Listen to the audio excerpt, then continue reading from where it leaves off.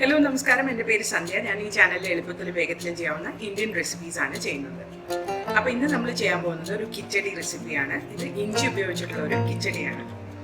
ഇത് വെറും 5 മിനിറ്റിൽ ഉണ്ടാക്കിയെടുക്കാം. ഇതിന് ആവശ്യമുള്ള സാധനങ്ങളുടെ ലിസ്റ്റ് ഡിസ്ക്രിപ്ഷൻ ബോക്സിൽ കൊടുത്തിട്ടുണ്ട്. വീഡിയോയിലേക്ക് കിടക്കുന്നതിന് മുമ്പ് എൻ്റെ ചാനൽ ഇതുവരെ സബ്സ്ക്രൈബ് ചെയ്തിട്ടില്ലെങ്കിൽ സബ്സ്ക്രൈബ് ബട്ടണും അതിൻ്റെ അടുത്തുള്ള ബെല്ലും ക്ലിക്ക് ചെയ്യാൻ മറക്കരുത്. വീഡിയോ ഇഷ്ടപ്പെട്ടാൽ ലൈക്ക്, ഷെയർ, കമൻറ്റ്. ഇഞ്ചി കിച്ചടി ഉണ്ടാക്കാൻ ആവശ്യമുള്ള സാധനങ്ങൾ പറയാം. ഏകദേശം 1 കപ്പ് തൈര്, തേങ്ങ ചിരകിയത്, ഒരു പച്ചമുളക്, കരിവേപ്പില, പിന്നെ ഇഞ്ചിയുടെ തൊലി കളഞ്ഞ് വൃത്തിയാക്കിയിട്ട് ഒരു ഗ്രേറ്റർ ഉപയോഗിച്ച് ഗ്രേറ്റ് ചെയ്ത് വെച്ചിരിക്കുകയാണ് ഞാൻ. വറുത്തിടാനായിട്ട് കടുക്, കുറച്ച് ഉലുവ, കുറച്ച് കായപ്പൊടി. വറുത്തിടാൻ നമ്മൾ വെളിച്ചെണ്ണയാണ് ഉപയോഗിക്കുന്നത്. പിന്നെ ആവശ്യത്തിന് ഉപ്പും വേണ്ടി വരും. അപ്പോൾ നമുക്കിത് ഉണ്ടാക്കി തുടങ്ങാം. ആദ്യം നമുക്ക് ചെയ്യേണ്ട ഒരു പാത്രം എടുത്തിട്ട് അതിലേക്ക് ഈ ഇഞ്ചി ചേർക്കുക.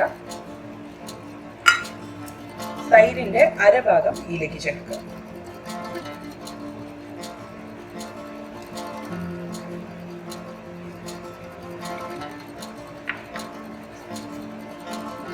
ഇഞ്ചി, തൈരിന്റെ അരഭാഗം, പിന്നെ അതിലേക്ക് കുറച്ച് ഉപ്പും ചേർത്തിട്ടുണ്ട്.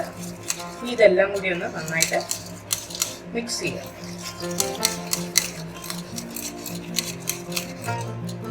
ഇനി നമുക്ക് അടുത്ത സ്റ്റെപ്പിലേക്ക് പോവാം. അടുത്ത സ്റ്റെപ്പ് എന്ന് പറയുന്നത് ബാക്കി വന്ന തൈരും കരിവേപ്പിലയും തേങ്ങ ചിരകിയതും ഒരു പച്ചമുളകും കൂടി നമ്മൾ മിക്സിയിൽ നന്നായിട്ട് അരച്ചെടുത്തിട്ട് വരാം.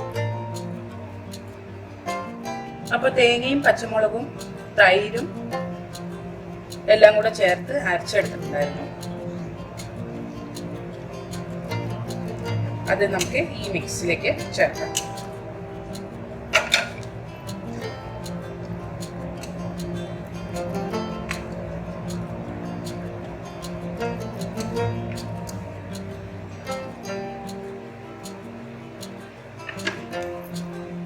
ഇനി ഇതെല്ലാം കൂടി ഒന്ന് മിക്സ് ചെയ്യാം.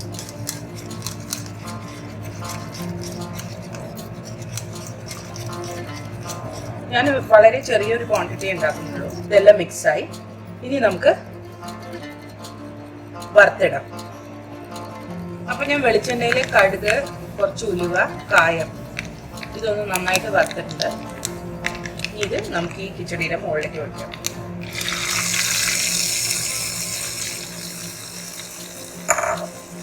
അപ്പോൾ ഇഞ്ചി കിച്ചടി റെഡി. ഇഞ്ചി കിച്ചടി റെഡി ആയിട്ടുണ്ട്. ഇത് നമുക്ക് ചോറിൻ്റെ ഒപ്പം ഒരു സൈഡ് ഡിഷ് ആയിട്ട് വിളമ്പാം. ഇന്നത്തെ വീഡിയോ ഇഷ്ടപ്പെട്ടു എന്ന് വിചാരിക്കുന്നു. ഇഷ്ടപ്പെട്ടെങ്കിൽ ലൈക്ക്, ഷെയർ, കമൻറ്റ് ചെയ്യാൻ മറക്കരുത്. അടുത്ത പ്രാവശ്യം ഒരു പുതിയ വീഡിയോയുമായി വരുന്നവരെ ബൈ.